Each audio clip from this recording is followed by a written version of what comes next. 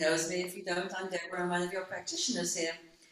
And to be quite honest, I could sit down knowing the message had already been given.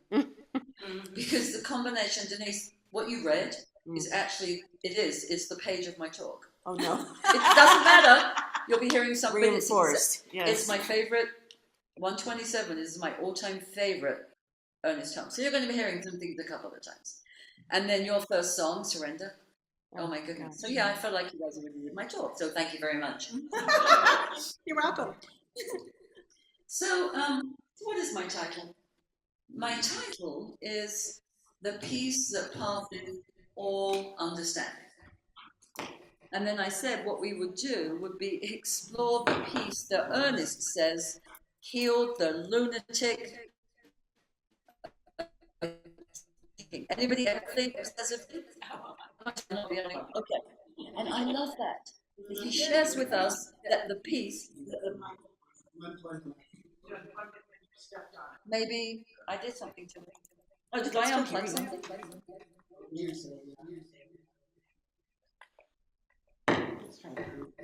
Is that any better? No. Oh, it's crazy because it was working, right?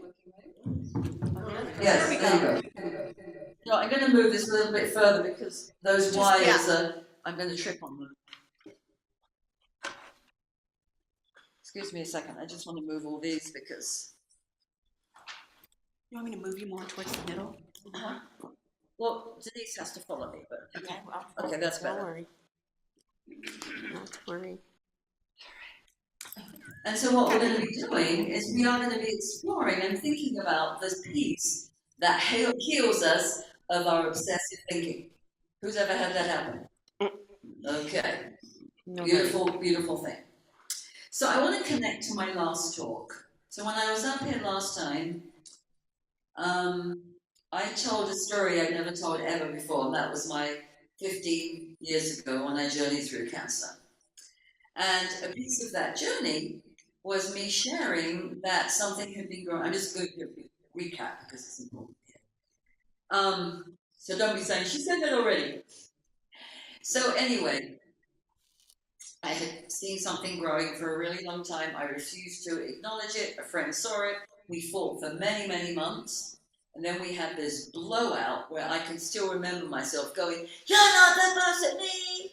Like I was 7, you're not the boss of me. Well, that did get me to the doctor and I was scheduled for immediate surgery. But an important piece of that was I went all of that time without telling anybody and without accepting it. I just didn't really say anything. And so, as luck would have it, maybe, about 10 days after that, I got out of the shower one day and I thought, what's that? And I see a something on my leg. I had a huge tumor removed from my leg. And I see a something on my leg. And my response is, what the bleep, what the bleep, what the bleep, what the bleep? And I was pissed. Why did I share that story? If I hadn't shared that story, it would be in my consciousness. I was doing like a whole spiritual, gang up on myself. And then I was really angry. And when I realized, why was I angry? Because in my last talk, I had outed myself that I don't take care of physical things. So I knew there was no way I was going to be able to pull that off again. And so I was angry because I knew I was going to have to deal with it. So the next day, I made an appointment for the doctor, and it was like 2.5 weeks away. It was 2.5 weeks away. And then I did something that was really powerful for me. My favorite TV actor, you might know him, he's rather lovely, is Derek on Criminal Minds. Now, I understand some people don't like Criminal Minds. I love Criminal Minds. But he said one day he was talking to somebody at the police station who had been really hurt. And he said, they can only hurt you if you are afraid to ask for help. Isn't that a great line? Mm-hmm. Or we could say, that was you. We could say, it can only help you. And I was hearing that quote in my head, and it's like, okay, you have to do something different, because when I went through this before, I did not ask for help. And I thought, oh my goodness, you need to ask for help. And so I called one of my homies, and she was like, of course I'll go with you. Of course I'll go with you. And it felt so wonderful, that I knew somebody was going to go with me. But that was big for me. I don't know how you guys are about asking for help. But isn't that great? They can only hurt us if we're afraid to ask for help. Or it can only hurt us. So what became real clear to me, not that night, because I think I went to sleep in my pissosity, but when I woke up in the morning, the first thing I did was I called the doctor and I made an appointment for 2.5 weeks later. Well, at that time, 2.5 weeks felt like a forever time. But it's like, okay. And it became so clear to me that I had a choice. And it made me think about what I said to you, in any moment, I'm not going to put them on. Any moment we can either look through the eyes of fear or we can look through the eyes of love. And it was real clear to me that morning that I had a conscious choice. Because I know what looking through the eyes of fear is going to do. It's going to have me back in the cancer ward. It's going to have me back at the cancer doctor. And that's where my fear took me, to suffering. And what was making me suffer? The stories that I was making up about the situation. It was not the situation. Right. It was the fact that I was making stories up and interpreting the situation in a different way. So I kind of thought about how wonderful that's all going to feel. And it's like, oh my goodness, you just talked about this. You have to use this as a learning experience for yourself. You are going to teach yourself something new in these next 2.5 weeks. And to be honest, I have. I've learned some, what I think, anyway, are cool things. It was also clear to me that morning that there were 2 places I was going to get help. One was this incredible book called The Art of Uncertainty by Dennis Merritt Jones. If you've never read Dennis Merritt Jones, oh my goodness, is he a gift to us all. Go online, listen to him, he is brilliant. And then the other thing it took me to was attitudinal healing. It took me to attitudinal healing. And when I read a book, I just kind of open it up. And so when I first opened up Dennis, what it first went to was our comfort zones. And he was talking about how we all live in a box of our comfort zones. And we're comfortable up to the edge of our comfort zone. And what he talked about is, so if we think about, we've got our box, okay, and we're inside our box. But what he also was very beautiful about saying was there's no growth in that box. If we're living in a box, if I'm afraid to come to the edge and even step out a little tiny bit, I am living in that box. And when I'm living in that box, there's no new creation. When we're living in that box, we are continually recirculating everything that keeps us safe. Because in the box, we feel safe. Right? Give me a thumbs up if this makes sense. Yeah, we've all got a box. And so then the question becomes, how do we stretch out of our comfort zones?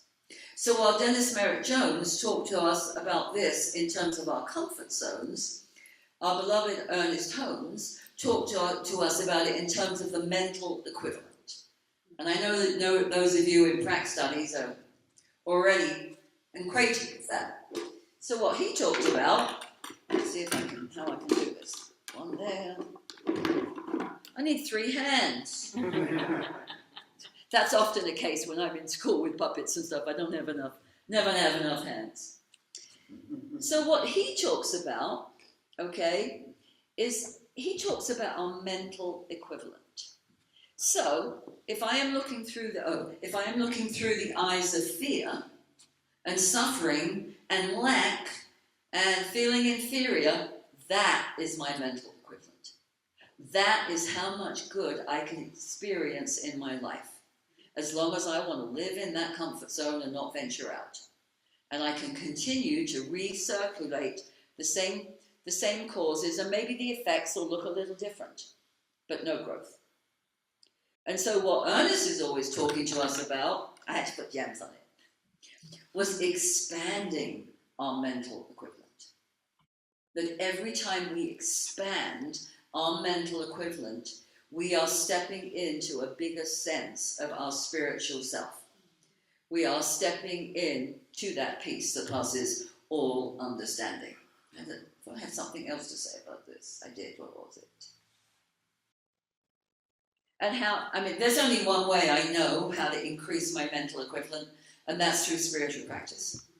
You only get to do this through spiritual practice. So then the question is, what mental equivalent do you want? Do you want this? So you can be really sure and safe. And what's interesting is when we're in this box, we have this force often. I'll say me. When I'm in that box, often I have some control. Mm. But if I'm stuck in that box, there is no control. That box is controlling me. It is controlling me. And so, of course, part of this journey is to go from this to this. And this is how much good we want to experience. And the beautiful thing is, every time we have courage to step out of our comfort zone, out of our box, we inspire somebody else to do the same thing. And along with buckets and glasses, my family's all about sports. I might be spiritual, our language is sports. So I have a couple of sports things to share with you about what happens when somebody consciously increases their mental equivalent. So I'm an athlete, as you know. I'm still, can never get out of here quick enough to go ride my bike. So sports is still very big to me. Well, in 1953, it was thought by everyone that a man would never, ever, ever break the 4-minute mile. That had been thought of forever. I mean, it was, but this man called Roger Bannister, he was English. He knew he could do it. You know, he knew. Everybody else was saying you can't, but there was something in him. And he started to really live with that vision of him crossing the line in under 4 minutes. So, but the extraordinary thing here, which is what talks to the buckets, okay, is in that next year following, 52 men broke the 4-minute mile in the year, one a week. Nobody had been able to bust that barrier, and now they were having one a week. And why did that happen? Because what Roger Bannister did was he inspired other people to increase their mental equivalent, right? He inspired them. I do have to share this because as an athlete, as someone who's I was a competitive runner, everything up to a marathon. Last month, I'm very much in this gang, almost all of us thought that no man would ever, ever break the 2-hour mark for the marathon. It's like insane. Well, the London Marathon was in April, I think April 24th. A man came through, his name was Sean Saul. He ran that marathon in 1 hour, 59 minutes, and 30 seconds. Wow. He broke it the first time. But the crazy thing is his friend came in at 1 hour, 59 minutes, and 41 seconds. Wow. And what's even more incredible is the second guy had never run a marathon before. Oh my gosh. It was his first marathon, and he broke the world record. And I think, we can see it in all other areas, but every time. And now, do you think there's a whole bunch of marathoners that know they're going to break the 2 mile? Absolutely. I've already heard conversations about that. So that's how the mental equivalent can kind of work for us. So I looked at that, and then I flipped it over to something else. And the title was False Evidence Appearing Real. And each letter of the word was spelt out. If it hadn't, I'm not sure I would have got it. But it spelled fear. And Dennis Merritt Jones described fear as false evidence appearing real, which I thought was very beautiful. And so, in the East, they teach us that it's not about slaying the monster.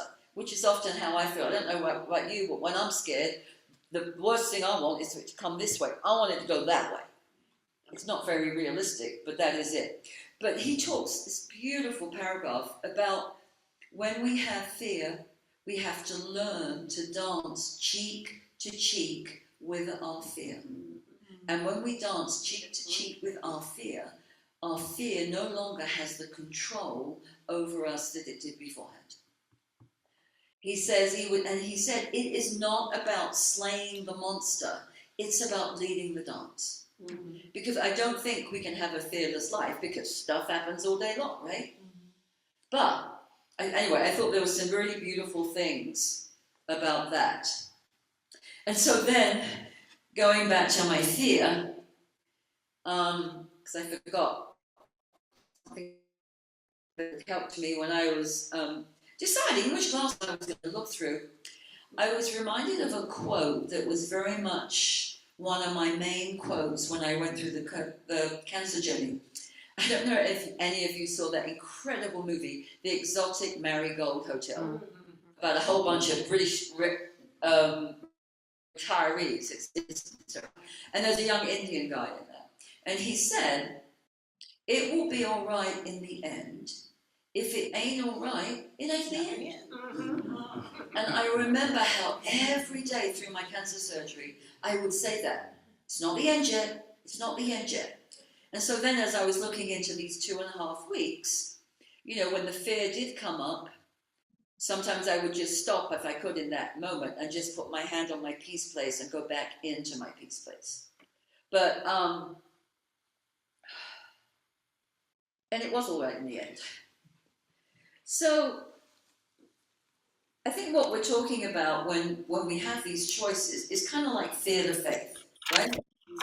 And we all have faith. It's impossible to be a faithless person because everybody has faith in something. Yep. This friend of mine, we were talking, and she was telling me that she has a grumpy mailman, very grumpy mailman. And the other day, she asked him how he was, and then she said that she immediately regretted it. You know when you say that to people, how are you? And they're actually taking you up on the offer, and you're there 5 minutes later going, okay, that was lovely, thank you. Anyway, she said, this dude said, in response to how are you? I'm terrible. I've got this awful head cold. I've had it for a week, and in 3 weeks it'll be a month. Isn't that ridiculous? In 3 weeks. And if she wasn't telling me, I'm not sure I would have believed her. So we just screamed with laughter. But that's an example. We know what he has faith in, right? So the truth is, we either have faith in the fact that the universe is a loving, giving universe, or we don't. And seemingly he didn't. But I loved the example. I thought that was very pretty. So now I want to talk about this place called peace. And let's see, I'm trying to think what I want to do. Can you guys hear some of it again that Denise read? Sure. Yes. Actually, I think let's just do this. I'm just going to invite you, just if you're comfortable, close your eyes for a moment. And maybe put your hand where you know your peace, where the peace is in you. For me, it's solar plexus. For some people, it's heart. For some people, it's third eye. Just wherever that is. And so let's just take a moment to remember and to connect. Maybe we are connected. Maybe we're a little unplugged and we need to plug back in. So breathing and calming. Breathing and smiling. Allowing the edges of our personality and our humanness to melt a little bit. As with our breath, we soften into that inner world. With our breath, we soften into this peace that truly does pass all understanding. This peace that is the very heart of the universe is right here. The peace that healed the lunatic of his obsessive thinking is in you right here now. It is the very being of your being. And what's so beautiful about this peace place? It has never, ever been disturbed. It's never been afraid. It's never desired to harm anyone. Therefore, it's never been hurt. It has no problems. And so how are we supposed to use this? We use this consciously. When fear and suffering arise, we can speak the word of peace into this, and the peace will gently move through, bringing us back, always bringing us back. So we are so grateful that we know where this place is. Hooray! Open your eyes. So that's what I'm talking about when I'm talking about the peace that passes all understanding. That deep place right within us that has no words. Because I don't know about you, but when I go in here, there aren't any words. So another place this took me, and I want to just bring up, why are we called the science of mind? Patty? You want me to answer that? Just teasing it. So we're called the science of mind because Ernest Holmes believed that we were the revelations of religion, the opinions of philosophy, and the opinions of philosophy, let me get this right, okay. The opinions of philosophy, the revelations of religion, what was the other one? Religion, I'm losing this.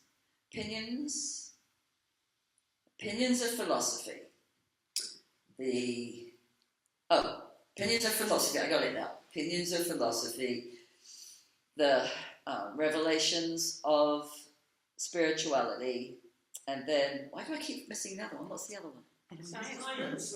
It's about science. science. Okay, why is it science? Why is it science? Why do you think it's science there? Because it's provable. Because Ernest Holmes said, our truths are provable.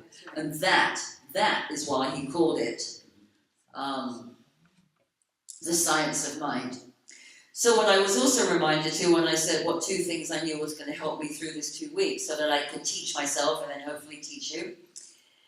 What was I going to say?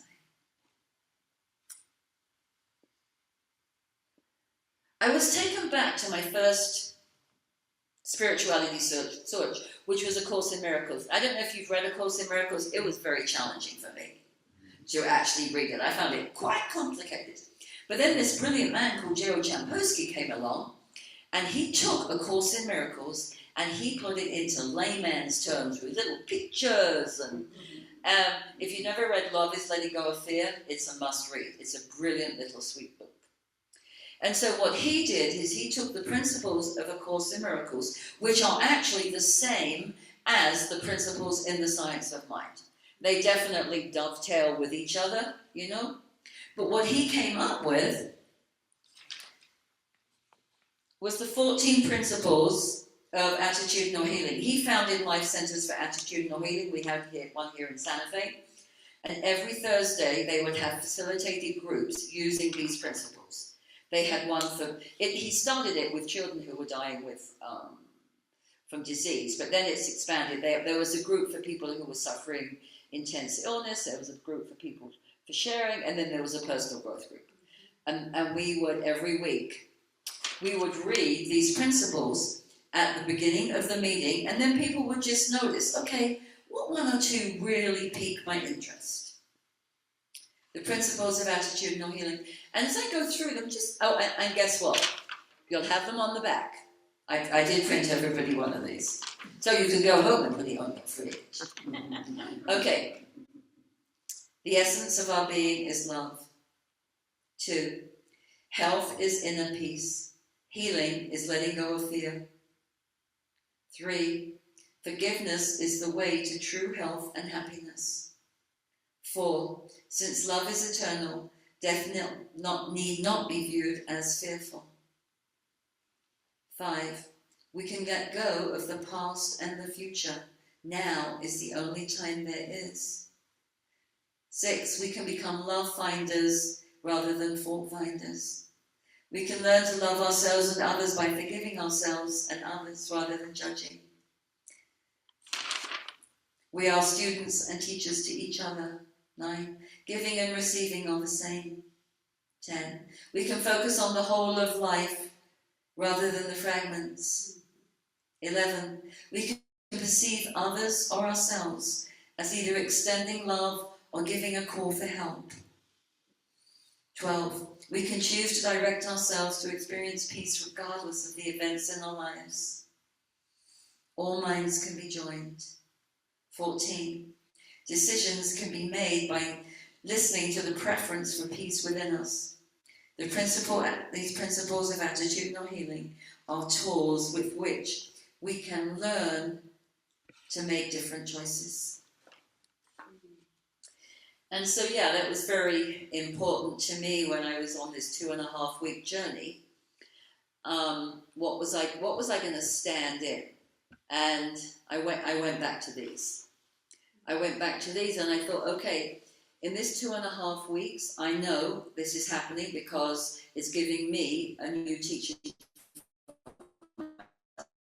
It's taking me to a deeper level and also given me a teaching so that I can share with you. So I don't know about you, but the ones that really struck me, and I'm going to say them in terms of when I looked at them a second time, I went from, okay, what do I know is provable? In these 2.5 weeks, what have I proven to myself is possible? And this is what I came up with. Which ones?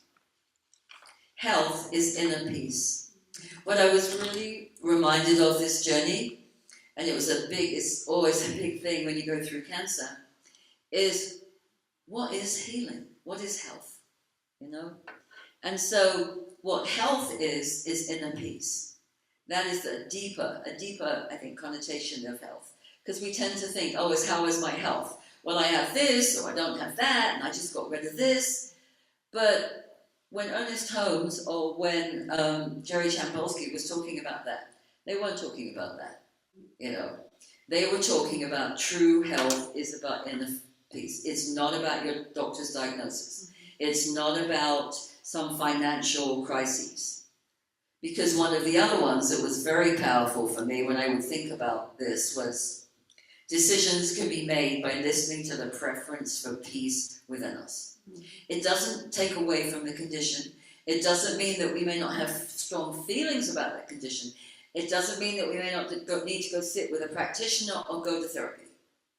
You know.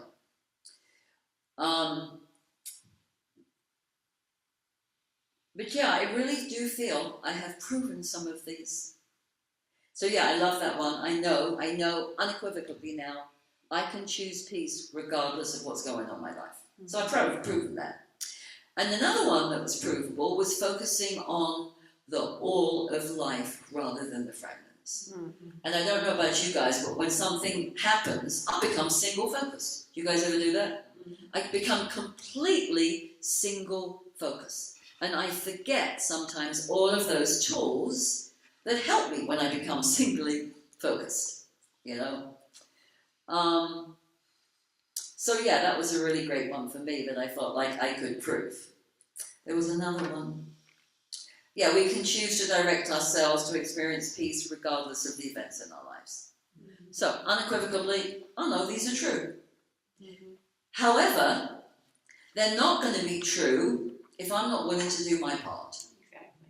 You know, because here's the thing. We can do all the spiritual study we want. We can become really spiritual wise. Okay, Kevin, tell me about Buddhism. Okay, Darla, I know you know about Catholicism.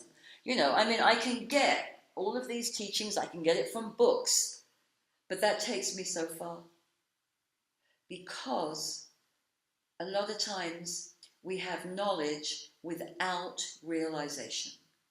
If we don't realize that knowledge, if we don't step into that knowledge and maybe let it help us step out a little bit of our box because we're so comfy here and we want to be safe and we want to be in control, right? Actually, I did read this quote from this guy, what was his name, Brian something, that said, let's see, what did he say? Something about being out of control. Okay, it'll probably come back to me. Let's see, what else did I want to say about that? Oh, and of course, when I did go to the doctor. So during that 2.5 weeks, I told very few people about what was going on. Because what I realized, because what I can have a tendency to do, if somebody calls and says, hey, how are you? What are you doing? How are you feeling? I just get, and it wasn't helpful for me to be talking about the situation. So just a few people knew, and I said to them, this is what you need to know, with me and as me and for me, that these things are no things. I don't know if I came up with this word, but it's no dash things. And that's what I said to a few of you guys. Okay, just no, these are no things. And the good news was, they were. So I was delighted, but I'm also delighted for the opportunity it gave me. Because what's been happening is, to begin with, I would say, okay, you have to go to your peace place now, you need to sit down. So I'll sit down and put my hand here, because that's where mine is, and I breathe in and out of it, and I've been doing it more, I would say, than ever. And I'm not telling myself I have to sit in a special way, I can lay on my back, I can do whatever, to do the work. And I've been doing it. But then what I noticed this last week, because I had been taking up residence in that place that knows peace, all of a sudden, I've had 3 or 4 examples where I'm out doing something in the world, like in a store or in the arroyo, and all of a sudden, I'm in my peace place. It's been fascinating. It's like now it's starting to happen automatically. And it might happen to you, that's a brand new experience for me. That automatically, I just go to my peace place. It's very beautiful. So anyway, I'm kind of tickled about that. Very tickled about that. See if I have anything else I want to share with you guys today.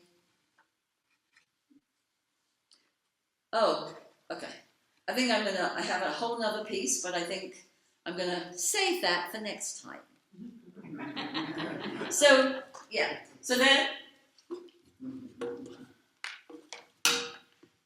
which one of these do you want? The big one. Do you want this to be your book? Or we're going to back this one? That's what I like. Go. Be gone with you. So this is what we want, right? We want to be able to increase our mental equivalent. We want to step out of that box, even if it's scary. Call a friend, call a practitioner, call Reverend Anne, call me. But we want to have the expanding mental equivalent, because otherwise we will have no growth, we will have no personal evolution. It doesn't happen if we stick in that one over there. Okay. I do want to read 2 poems to close. One is from Ernest, and then one is, I can't ever remember his name, by a man called Guillaume Apollinaire. So, I just want to read you something, a poem that Ernest Holmes has about peace, and the power of the peace. I know that all the peace that there is belongs to me. Peace is God, God is peace. I am surrounded by peace, I am enveloped in it, I feel His presence. There is nothing in me that can reject this peace. My whole inner feeling entertains it and experiences it. My whole expectation is one of joy and pleasurable anticipation. All my old thoughts of fear and doubt and uncertainty have vanished, as within me is the secret place of the Most High. Within me is the presence and the power, and the will to know and to do and to be. And there is nothing in me that can deny this or refuse to accept it. There is nothing in me that can limit it. My memory is one of happiness. My anticipation is one of joy. My experience is one of pleasure and peace. I found that to be really beautiful. And I didn't say before, I do want to say this. No matter how bad things get in my world, at this point, what I know unequivocally, even if I'm not there, I know that place exists. I know I have at least a thread to it. And now I'd like to finish with this sweet little poem, so I can remember it. Come to the edge, he said. They said, we are afraid. Come to the edge, he said. They came. He pushed them and they flew. So let us fly with this with this beautiful, let us fly with this beautiful, sweet peace that passes all understanding. Let us fly with this peace that healed the lunatic, including me, of my obsessing thinking. So let us fly with this sweet peace, and everywhere we go,